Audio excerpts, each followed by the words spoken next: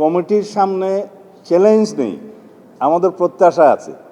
আমরা সবার সাথে আলোচনা করতে চাই, এটাকে আমি চ্যালেঞ্জ বলতে চাই না। যেহেতু আমরা উদার এবং ওপেন, আমরা সবার কথা শুনব। এত বড় একটা ছাত্রগণ অভ্যুত্থান সংগঠিত হলো, জাতির প্রত্যাশা অনেক, শহীদের আকাঙ্ক্ষা ছিল, সেই প্রত্যাশা এবং আকাঙ্ক্ষা অনুযায়ী আমাদেরকে এই বাংলাদেশ বিনির্মাণ করতে হবে, গণতান্ত্রিক ধারাকে শক্তিশালী করতে হবে। এবং এই শক্তিশালী গণতান্ত্রিক ব্যবস্থাকে যদি আমরা ধারণ করতে চাই, সংবিধানই প্রথম আমাদেরকে সব কিছু কন্টেইন করতে হবে, ধারণ করতে হবে। এটা আমাদের কামনা করি আমরা, এবং জাতি আমাদের কাছে সেই প্রত্যাশা রাখে।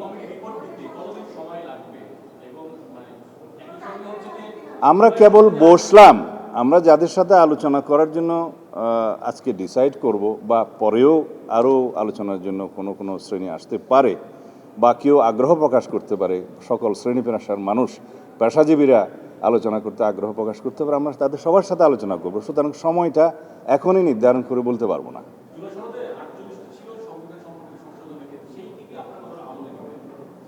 48টার মধ্যে অনেক কিছু আছে আমরা এগ্রিড হয়েছি রাজনৈতিক সমঝোতার দলিল হিসাবে জুলাই জাতীয় সনদে, সেগুলো তো আমরা নেবই।